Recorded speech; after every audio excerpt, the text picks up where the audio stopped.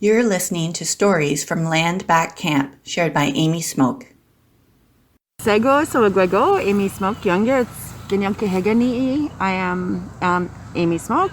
I'm Mohawk Nation Turtle Clan from the Six Nations of the Grand River, and I've lived in KW my entire life. I am a Two-Spirit mother and community organizer and event planner and singer and speaker. I graduated from Conestoga College and University of Waterloo and Wilfrid Laurier, and I'm currently the co-founder and co-organizer of OC Ganhum Hadaje Land Back Camp in so-called Victoria Park, so-called Kitchener.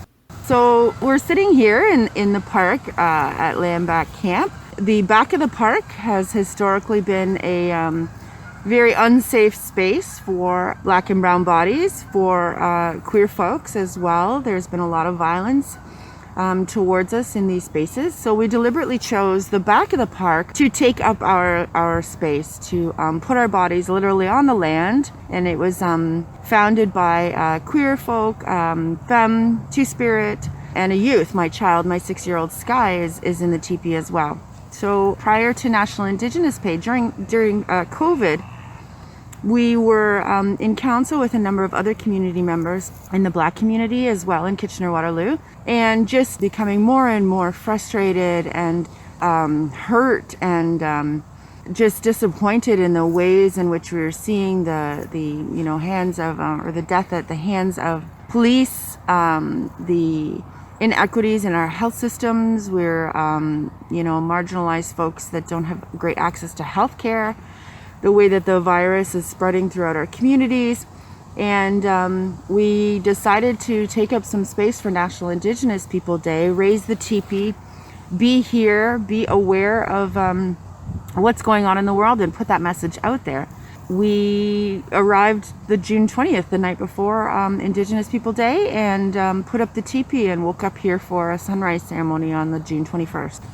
Some of the challenges, everyday racism, 24 hours a day, and we do have folks here awake 24 hours a day. We have night watch crew, we have settler accomplices who shoulder that work for us in educating folks who demand the right to be heard in this space.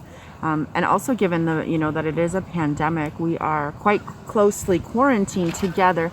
It's visibly a circle space, and folks still feel the need to enter. They feel entitled enough to enter the spaces. So we have folks that are really, really aware of what's going on around us. They're able to stop people at the edge, remind folks that they're not wearing a mask, and also that this is not a settler education space. We do have a flyer that we hand out to folks, and signs were provided by the city that circle the camp.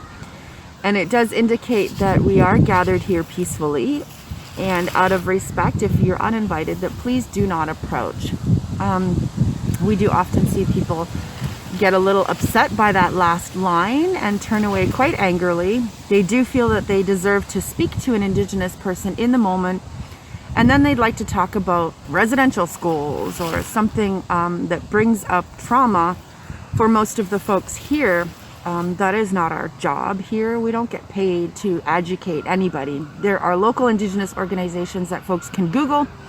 They can Google anything really and access information on the history, the true history of this space we call Canada. And in the moments, that is not our job here. So we do have a flyer that indicates that and gives people sort of an idea of what else they can do on their own. For us to educate folks, it takes the accountability of learning off of the settler, and doesn't do anything for themselves to sit in that learning space, the discomfort of understanding the true history of the lands, the stolen lands that they are on and benefit from every day.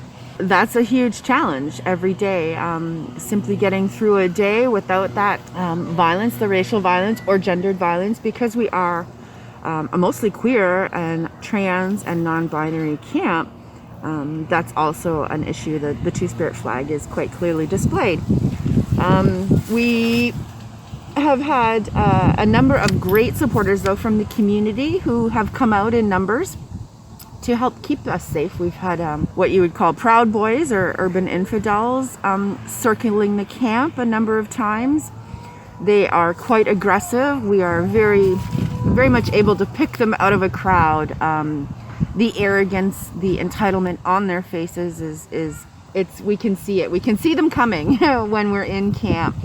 And we do try to meet them outside the circle, and particularly our settler accomplices here do try to meet them outside the circle and provide a little bit of knowledge bombs and some resources on what they can do to educate themselves better. But there are folks who drive by on their bikes or jog by who feel the need to throw out a racial slur here and there.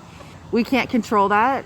Folks take pictures. We also can't control that. There were signs up that said no photos. You know, it is a public park. People can take photos. It's just simply respectful that they not take photos of our home, of the youth here in this space. You can Google what a teepee looks like. You could Google what our teepee looks like. Even there's enough media coverage and pictures of it online. They feel the need to take some selfies and share with their family and friends. Again, that's not what we're here for. You know, quite early on, we realized that this was not going to be a space for cultural education for our own communities. There would be no ceremonies. The settler onlooking was far too violent for us to do any kind of cultural teachings or drumming and singing and gathering in numbers, given the racialized and gendered violence here in the park. So it turned into quite, just simply an occupation, and the strategies and tactics and safety that come with that. We started to grow in numbers. The youth began to show up and just stayed, began to participate. How can I help? Setting up tents and participating in daily life of holding the land. And we came up with the petition, which was 4 requirements of the cities, both Kitchener and Waterloo, including the region as well. The first demand being the waiving of all of the fees when we're accessing public city spaces. My co-organizer and friend Sean Johnston there is also very well known to the community in event planning and coordination of demonstrations and rallies and marches and all of those things. And we had noticed in the past just the number of hoops that were required to jump through in order for us to gather in public city spaces. We throw the powwow in Waterloo Park every year. It's one of the largest attended in the region. It's a huge barrier for the Indigenous community to come up with funds to rent the spaces for our gatherings. So the first demand was the waiving of all of those fees. The city of Kitchener, the city of Waterloo, or the region don't pay rent to Six Nations, who are the rightful stewards of the land here under the Haldeman Treaty. And it's pretty insulting then to have us pay to access the land on our own land. So that was the first demand in the petition. The second one being access to actual space, land, ceremonial use, like the fire pit that we have here, so that we can practice our culture traditions.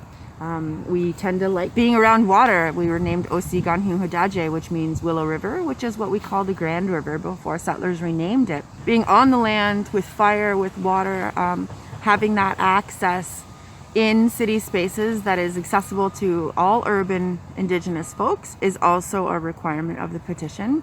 The third one being positions in their spaces in city halls at all levels of government, so that we can better represent the diversity of the First Nations, Métis, and Inuit communities here in the region. We don't have jobs in those spaces to guide them on any kind of reconciliation work, whether they're doing any or not. And there are, more than 20,000 of us. Also, we were looking at an advisory circle of some sorts to guide city officials in that work, to be a consulting body for not only the staff then that they would hire, but themselves as well, and continuing and advancing what they might call reconciliation, teaching them how to learn alongside of us and not continuing to do things or say things for us. The cities presented us with a staffing model, given the work that other folks in the community had done in the Black communities in KW, and the 1 or 2 positions that they may have had in prior years. We're coming up with BIPOC positions or an equity team within the region or the city of Kitchener in particular, and they were able to to put together a 5-position staffing model, a team under a director. There would be an Indigenous initiatives person, a anti-racism, a policy or research position, and social justice issues person. We also do want to put forward the motion that these be hired within the Black, Indigenous, or people of color community, particularly because we are the folks with lived experience. We are the folks that should be guiding the work on these types of issues. We are seeing in the region so much of the anti-Black and anti-Indigenous racism literally every day, and we need to begin addressing that, and we need to start dismantling those systems of racism that are embedded in them in order to keep our communities safe. So on our Facebook page, we do have a link to the letter campaign. It is quite easy to fill out. It's a form letter. We do urge you to personalize it however you like, in support of having the city approve this motion going forward on Monday. You can fill it out and send it off to all 10 councillors, with Barry Verbanovic included, the mayor. And you can add your neighborhood in if you so choose, and it emails it automatically to each of those councillors. In the beginning there, we were filming a lot and going live a lot with a lot of the violence. But a lot of the other surprising things that we don't film and people weren't catching were the connections that the Indigenous youth and Two-Spirit youth were making here on the land when they learned a word in their language. Some of the youth made drums for the very first time, and watching them bring those to life, singing, and a mother of an Indigenous youth here had never sung in a circle before, had never played a drum before. That was an amazing moment, and certainly not one I pull out my phone and put on social media. So there are, countless moments of the day where the Indigenous youth or Two-Spirit or queer youth here are able to connect with themselves, their identity, and the land in such beautiful ways that they had never previously had before. We have a GoFundMe, and folks have donated to that, which has helped to feed us and maintain us, our life. We have, again, the settler community around us comes and charges our phone chargers for us and brings them back, and freezes our ice packs for us and brings them back. They take the produce that we've harvested from our garden and cook up wonderful meals and treats for us and bring them back for us. So it's been helpful on that front, and challenges on the other side. In the beginning there, we were filming a lot and going live a lot with a lot of the violence, mostly to call out our community, to call out settler folks and come check their people, come and help check their own folks. Settlers would arrive in numbers, they call a white shield, and placing their bodies in that line of violence, in that line of racial violence directed towards us, which was really wonderful to see. There's so many folks. We had an incident that was going to occur at night.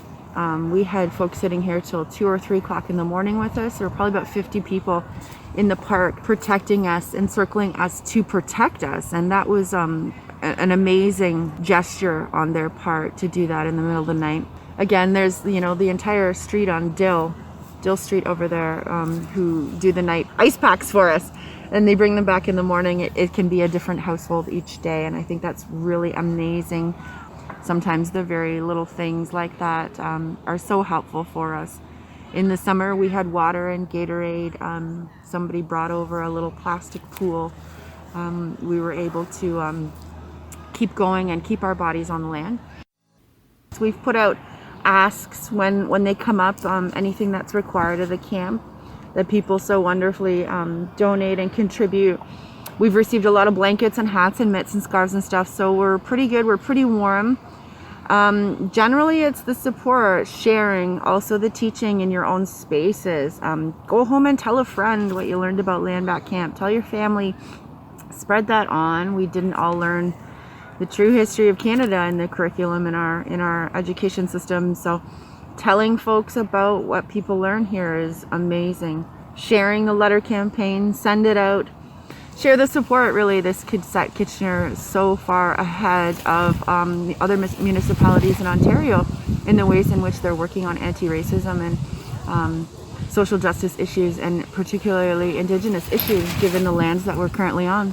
The website is www.landbackcamp.com, and on Facebook it's the name of the camp, Osi Ganhu Hadaje, but it's not easily searchable with special characters.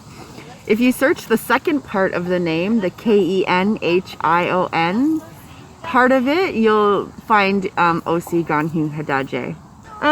We do also have a GoFundMe. That link is on our page as well if people like to contribute to that.